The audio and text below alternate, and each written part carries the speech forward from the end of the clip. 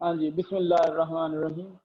अच्छा, जो last time हमने डिस्कस किया था उसमें हमने ये डिस्कस किया था कि हमने एक माय लोकल लाइब्रेरी में कैसे रेफरेंसेस को देखना है, उसमें कैसे रेंज है, उसमें ग्रुप से बनाने हैं। फिर हमने ऑनलाइन लाइब्रेरी में अगर जाना है तो वहाँ से हमने कौन से रेफरेंसेस को सर्च करना है, और फिर उनको हमने किस तरह से किसी भी माई ग्रुप में से किसी ग्रुप में सेव करना है। और जो ऑनलाइन लाइब्रेरी है वो हमारी टेम्पररी लाइब्रेरी कहलाती है। और अगर हम इंटीग्रेटेड लाइब्रेरी में जाते हैं तो इंटीग्रेटेड लाइब्रेरी जो है वो कंबाइंड लाइब्रेरी है, वो आपके ऑनलाइन के डाटा को भी शो करती है और सिमिलरली वो आपके माई लोकल लाइब्रेरी के डाटा को भी शो करती है। तो अगर ये इंटीग्रेटेड लाइब्रेरी पे आप जाएंगे तो टेम्पररी लाइब्रेरी नॉर्मली एंड हो जाती है, उससे पहले पहले आपको सेव करना होता है। अच्छा, आज का एक जो प्रॉब्लम है वो ये है कि जब हमने डील करना है कि हमें चाहिए कोई एक रेफरेंस स्टाइल जो कि हमने अपने किसी आर्टिकल में जिससे हमने रेफरेंस को इंसर्ट करना है। तो हर एक जर्नल जो है वो different types of referencing style require करते हैं कि आप उस रेफरेंसिंग स्टाइल को यूज करके रेफरेंस को उसमें इंसर्ट करें। तो इसकी मैं आपको एक एग्जांपल, जैसे हमने यहाँ पे जब हम जाते हैं तो ये स्टाइल वाला हमारा एक पोर्टल है ऊपर। इस स्टाइल के पोर्टल में हम जाके कोई भी स्टाइल सेलेक्ट कर सकते हैं। सिलेक्ट अनदर स्टाइल आता है तो वो एक पूरी विंडो खुल जाती है। उस विंडो में सारे स्टाइल्स एग्जिस्ट करते हैं। अगर आपको जर्नल कोई इनमें से नेम बोलता है, ये जो जितनी एक बड़ी लिस्ट है इसमें से अगर कोई नेम कॉल किया जाता है तो वो नेम आप यहाँ से सर्च कर सकते हैं, इस सेक्शन से सर्च कर सकते हैं। फॉर एग्जाम्पल आपको हार्वर्ड नाम बोल दिया गया है तो यू कैन राइट हेयर, मैं यहाँ पे हार्वर्ड लिख रहा हूँ, HAR मैंने लिखा है तो ये हार्वर्ड सामने आ गया। तो आप हार्वर्ड को चूज कर सकते हैं। जब आप इसको चूज कर लेंगे तो ये हार्वर्ड यहाँ लिखा हुआ आ जाएगा मेन लाइब्रेरी में, जो आपकी लाइब्रेरी है। और ये स्टाइल जो है वो हार्वर्ड के अकॉर्डिंग अरेंज हो जाएगा। प्रीव्यू जो आपने, ये 3 टैब्स होती हैं, एक रेफरेंस वाली जिसमें रेफरेंस की डिटेल होती है, और दूसरी जो होती है वो प्रीव्यू। व्यू से मुराद है कि जिस तरह से रेफरेंस साइट किया जाएगा विद इन द डॉक्यूमेंट, उसकी आपको एक इमेज पिक्चर नजर आती है यहाँ पे। और इसके साथ अगर आपने PDF अटैच किया हुआ है तो वो ये साथ में सेक्शन में PDF नजर आता है। तो हमने ये हॉवर्ड यहाँ से चूज किया तो ये सारा हॉवर्ड का स्टाइल हो गया। अब हम रेफरेंस जब लगाते हैं तो हमने कहा था कि इसको हमने सिलेक्ट करना है, जिस रेफरेंस को हमने इंसर्ट करना है with in a word page. जो हमारा वर्ड का डॉक्यूमेंट है उसमें जहां पे हमने इंसर्ट करना है, उसमें हमने जहां पे इंसर्ट करना है उसको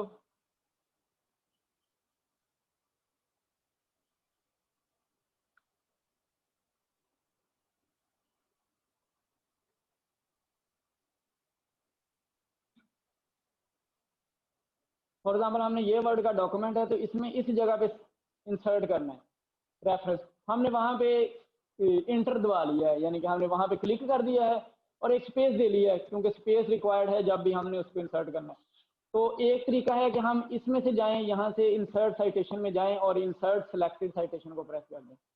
इंसर्ट सिलेक्टेड साइटेशन जो है प्रेस किया और सिलेक्ट की हुई थी हमने एंड नोट में एक साइटेशन, वो साइटेशन यहाँ पे इंसर्ट हो जाएगी और वो उस स्टाइल में हो जाएगी जो स्टाइल यहाँ पे लिखा हुआ होगा। इसको अगर मैंने आपको कहा हॉवर्ड था तो हमने वहाँ हॉवर्ड ले आए थे, तो ये हॉवर्ड की फॉर्म, हॉवर्ड को क्लिक करेंगे तो ये इसको हॉवर्ड के स्टाइल में चेंज कर देगा। ये थोड़ा सा टाइम लेता है जिसमें वो उसको स्टाइल में चेंज करता है। अच्छा, एक ये मेथड था। दूसरा मेथड ये था कि हमने वर्ड के ऊपर सिलेक्ट कर लिया, फॉर एग्जांपल ये जगह हमने सिलेक्ट कर ली, यहाँ पे हमने रेफरेंस लगाना था। हमने उसके बाद यहाँ से भी हम इसको इंसर्ट कर सकते हैं। वो यहाँ से इंसर्ट करने का तरीका ये है कि हम यहाँ से रेफरेंस को सिलेक्ट करें। फॉर एग्जांपल ये वाला रेफरेंस हमने लगाना है, ये वाला रेफरेंस हमने लगाना है, तो ये एक डबल कॉमाज, इन जो कॉमाज नजर आ रहे हैं ऊपर, ये साइटेशन का सेक्शन होता है। इसमें लिखा होता है इंसर्ट सिलेक्टेड साइटेशन। तो इसको अगर हम प्रेस करेंगे तो ये उसी वर्ड पेज पे ले जाएगा जिसके ऊपर आपने क्लिक करके कोई पोजीशन सेलेक्ट की हुई थी। तो ये उस जगह पे रेफरेंस को इंसर्ट देगा। तो ये देखें इंसर्ट कर देगा और इसी स्टाइल से करेगा जिस स्टाइल में आपने वर्ड के ऊपर सिलेक्ट किया हो। अच्छा, ये एक जनरल प्रोसीजर था जिससे हम साइटेशन और रेफरेंसिंग करते हैं। इसी तरह से एक बिब्लियोग्राफी भी बनाता है साथ में, जो कि डिटेल ऑफ रेफरेंस होती है, जो कि हमें यहाँ पे इस जगह पे प्रीव्यू में नजर आती है। तो हमें ये प्रीव्यू में इस सेक्शन में ये नजर आता है जो ये आपको इस रेफरेंस स्टाइल के अकॉर्डिंग बता रहा होता है जो आपने यहाँ से चूज किया हुआ। हाँ जी, हार्वर्ड शो होगा, आप उसमें देखें, सर्च करें, हार्वर्ड शो होगा। अच्छा, दूसरी बात, हाँ यही प्रॉब्लम, फॉर एग्जांपल हमने देखा कि एक कोई जर्नल है, मैंने आपको बताया कि एक जर्नल, आपने इसको Brazilian journal of Pharmaceutical science, इसके अकॉर्डिंग फॉर एग्जाम्पल हम इसमें पेपर भेजना चाहते हैं या हम अपना डाटा इधर पब्लिश करना चाहते हैं, तो उन्होंने एक रिक्वायरमेंट दी होगी कि आपने इस पेपर में रैपिंग जो करनी है वो किस स्टाइल से करनी है। तो उनकी एक ऑथर की इंस्ट्रक्शन होती है, इंस्ट्रक्शन फॉर ऑथर का सेक्शन होता है, उसमें लिखा होता है कि आपने पेपर को किस तरह से फॉर्मेट करना है। तो फॉर एग्जांपल ये मैंने उनका एक ऑथर की जो इंस्ट्रक्शन है वो मैंने ली हुई है कि आप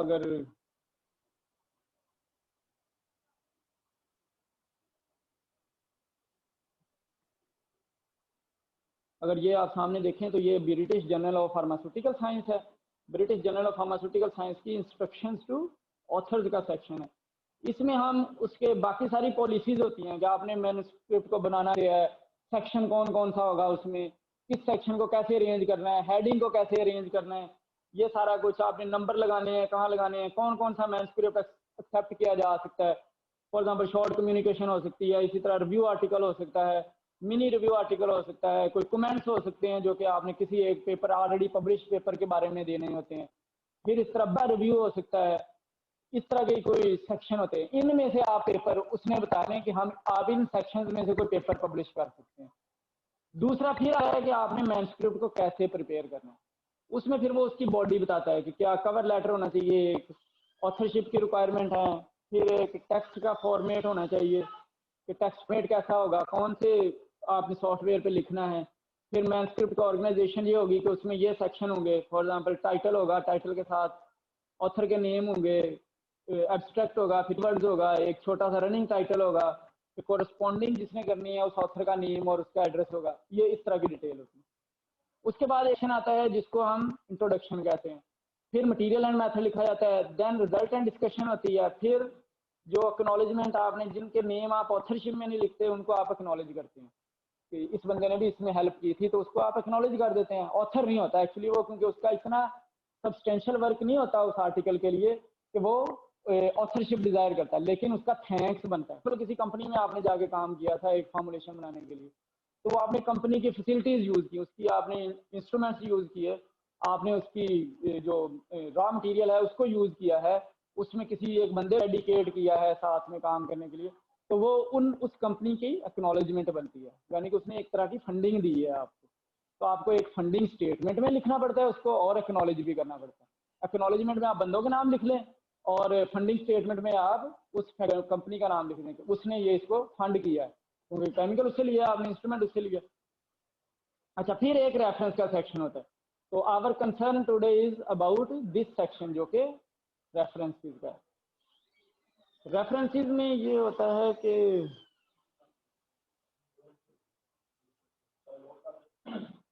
लॉ कर दो, सर को वो उनको बताना है, इरफान सदीक साहब, इरफान सदीक का लेक्चर होगा ना यहाँ पे 850 पे एमफिल का, पता है इरफान सदीक?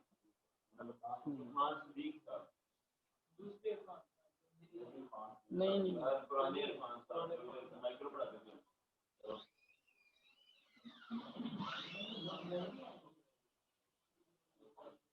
अच्छा तो इसमें मैं इंस्ट्रक्शन फॉर ऑथर्स में रेफरेंसेस में आ गया, ये रेफरेंसेस का स्टाइल है। तो उसने ये मुझे कहा है कि आपने इस तरह से कोई स्टाइल में रेफरेंस लिखना है, पहले उसने बताइए कि आपने कैसा लिखना है।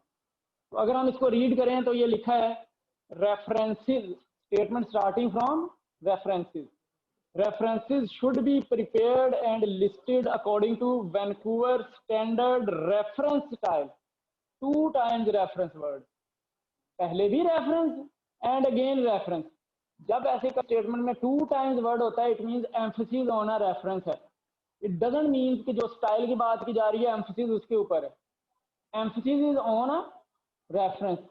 तो जब भी स्टेटमेंट अगर ये लिखी होती references should be prepared and listed according to Vancouver reference Vancouver standard style, Vancouver standard style और Vancouver style for example just, इसका मतलब था मैंने सिमिलरली उसमें जाना था, मैंने एंड नोट में जाना था, एंड नोट में जाके मैंने यहाँ से वैंकूवर ढूंढना था, तो ये वैंकूवर तो है खड़ा, तो मैंने तो सिर्फ इधर इसी तरह सिमिलरली मैं अगर मैंने रेफरेंसेस अपने जो है वो वर्ड के पेज के ऊपर लगे थे, तो मैंने वर्ड के पेज के ऊपर जाना है, यहाँ से मैंने इस कैटेगरी से जाके यहाँ से वैंकूवर सेलेक्ट कर लेना, तो उसने वैंकूवर के अकॉर्डिंग कर देने थे। वैंकूवर जो है वो बिब्लियोग्राफिक नंबर से रेफरेंसिंग करता है, यानी कि 1 2 3 4 के हिसाब से करता है। जो सबसे पहले फर्स्ट अपीयरेंस जो होती है किसी भी रेफरेंस की वो 1 नंबर होती है इन अ डॉक्यूमेंट, इस तरह फिर उससे बाद वाली 2 3 इसी सब्सिक्वेंटली वो चलती रहती है।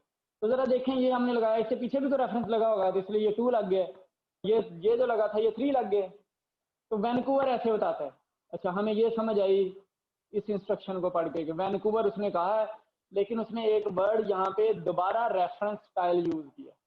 इट मीन्स जब यहाँ पे दोबारा वर्ड यूज किया गया है तो ये बिब्लियोग्राफी का बात कर रहा है। बिब्लियोग्राफी रेफरेंसेशन ही ना बिब्लियोग्राफी होता है, तो बिब्लियोग्राफी मीट करेगी टू वैंकूवर, लेकिन इन टेक्स्ट साइटेशन जो है वो डिफरेंट भी हो सकती है। तो इन टेक्स्ट साइटेशन के बारे में फिर वो आगे बताएगा आपको। आगे क्या कहता है, entries should be arranged in alphabetical order by author. Vancouver से क्या आपने बिब्लियोग्राफिक नंबर के ऊपर करनी है और इन टेक्स्ट 1 2 3 करना है आपने। तो यहाँ पे क्या है, यहाँ लिखा है उसने entries should be arranged in alphabetical order by author at the end of the paper. तो यहाँ तो ऑथर के नेम से अल्फाबेटिकल एंट्रीज नीचे कही गई हैं बिब्लियोग्राफी में, 1 2 3 से नहीं। The first appearance in the in-text citation doesn't mean कि वो फर्स्ट बिब्लियोग्राफिक लिस्ट में भी फर्स्ट अपीयर हो रहा है।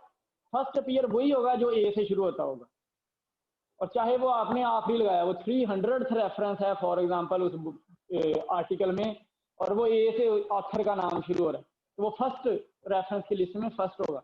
ये मतलब है by actually by alphabetical order, तो अल्फाबेटिकल ऑर्डर होगा। तो वैंकूवर ठीक नहीं है, वैंकूवर ने अल्फाबेटिकल ऑर्डर से तो नहीं बनाया, वैंकूवर ने तो 1 2 3 बनाया है। अगर फॉर एग्जांपल हम इसी डॉक्यूमेंट का बिब्लियोग्राफी देखें एट द एंड, तो इसमें 1 फॉर एग्जांपल ये ए वाला ही आ गया है, ये ए वाले ज्यादा लगे हुए थे, लेकिन ये पी पहले आ गया है और एच बाद में आ रहा है। ऐसे नहीं हो सकता जब अल्फाबेटिकल ऑर्डर है, तो ये एच पहले ही आना था फिर ही पी आना था ना।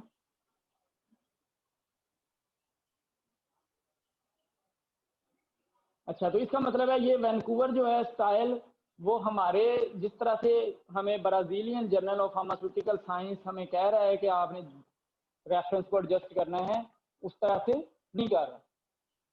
तो फिर हमें पढ़ना पड़ेगा इसको और हमें रेफरेंस बनाना पड़ेगा, या तो हमें वो सर्च करना पड़ेगा कहीं से, या फिर हमें ये बनाना पड़ेगा।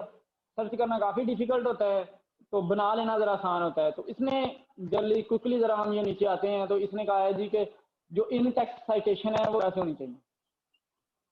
क्या है इसमें, इसमें लिखा है ऑथर के नेम से होनी चाहिए और विद ईयर होनी चाहिए, ऑथर और ईयर आना चाहिए।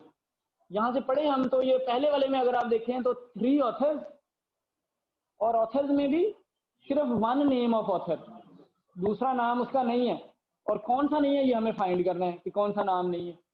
दूसरा फिर हर एक को सेपरेट किया बाय कॉमा, कोई एंड का वर्ड ऐड नहीं किया गया, कहीं फुल स्टॉप नहीं लगा हुआ, और एंड पे ईयर लिख दिया गया है और ये स्मॉल ब्रैकेट्स में। दूसरी जगह पे देखेंगे आप, तो दूसरी जगह पे आपको क्या नजर आ रहा है कि ये 3 से ज्यादा होंगे। फॉर एग्जांपल 3 थे तो उसने तो लिख लिए हैं, अगर 3 से ज्यादा है तो उसने सिर्फ फर्स्ट ऑथर लिखा है और एट ऑल का वर्ड दिया और फिर ईयर लिख दिया। अगले रेफरेंस में भी उसने 3 थे, 3 लिखे हैं और ईयर लिखा है। इस तरह 2 सब्सिक्वेंट अपीयरेंस की भी उसने रेफरेंस बताए हैं। यानी कि ये एक साइंटिस्ट है LIU नाम से, ल्यू को भी इसको प्रोनाउंस किया जा सकता है, उसका एक पेपर आपने साइट किया है विद इन अ डॉक्यूमेंट, और वो 1 से ज्यादा 3 से ज्यादा ऑथर्स हैं, तो वो ल्यू एट ऑल ही लिखा जाएगा, क्योंकि फर्स्ट ऑथर का नेम लिखा जाएगा और आगे एट ऑल लिखा जाएगा। एट ऑल देखें इटैलिक है, तो इटैलिक एट ऑल लिखा हुआ है, ऑल के बाद डॉट भी लगा हुआ है, तो ये जरा जिक्र करने वाली बात होती है। तो एट ऑल के बाद डॉट भी लगा। तो पहले अपीयरेंस उसकी फॉर एग्जांपल हुई थी इंट्रोडक्शन के सेक्शन में, जब आप पेपर लिख रहे थे, फिर आपने उसको उसमें भी लगा दिया जब डिस्कशन लिख रहे थे आपने वही रेफरेंस। तो ये जब दो सेक्शंस में डिफरेंट सेम पेपर दो सेक्शंस में डिफरेंट प्लेसेस पे साइट किया जाता है, इसको हम सब्सिक्वेंट अपीयरेंस कहते हैं of the paper, of the reference या of the citation, subsequent appearance कहलाएगी। तो सब्सिक्वेंट अपीयरेंस जब भी होती है तो वो उस नंबर के साथ हम इंडिकेट करते हैं। ये पहले भी आ चुका है और अब ये दोबारा आ गया। तो सब्सिक्वेंट अपीयरेंस में जो पहले आ चुका होता है उसके साथ ए लग जाता है, और जो बाद में आता है उसके साथ बी लग जाता है। वो सेम है, ल्यू एट ऑल 2011, ल्यू एट ऑल 2011 इस पर है। और सब्सिक्वेंटली वो देख दिया गया कि एक दफा ए पहले लगा तो ए है और दूसरी दफा लगा है तो वो बी है। तो ये सब्सिक्वेंट अपीयरेंस, तो इसका मतलब ये भी हमें देखनी है। जरूरी नहीं होता, जैसे वैंकूवर स्टाइल था, वैंकूवर स्टाइल में 1 2 3 लगाना है, तो 2 के साथ ए बी नहीं लगता। 2 के साथ जब आपने रेफरेंस नंबर के साथ, बिब्लियोग्राफिक नंबर के साथ रेफरेंसिंग करनी है, तो वो कभी भी सब्सिक्वेंट नहीं आपको बताएगा कि सब्सिक्वेंटली ये यूज हुआ है, वो वही वाला नंबर दोबारा यूज कर देगा। यानी कि आपने इंट्रोडक्शन में लगाया था वो 2 नंबर लगाया, 3 नंबर लगाया, एक रेफरेंस को 3 नंबर लगाया, अब दरमियान में कोई 20 और भी गुजर गया रेफरेंस, अब आपने फिर लगाया 21वें नंबर पे ये वाला रेफरेंस, तो इसको भी 2 लग जाएगा। इंस्टेड ऑफ 22 इसको नंबर 2 लग जाएगा।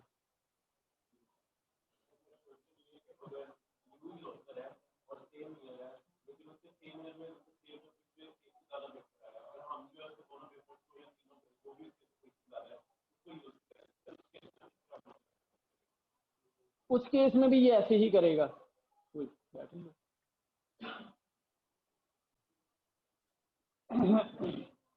अच्छा, तो इस तरह से हमने ये वाला एक स्टाइल चूज करना है, तो अब हमें ये बनाना पड़ना है।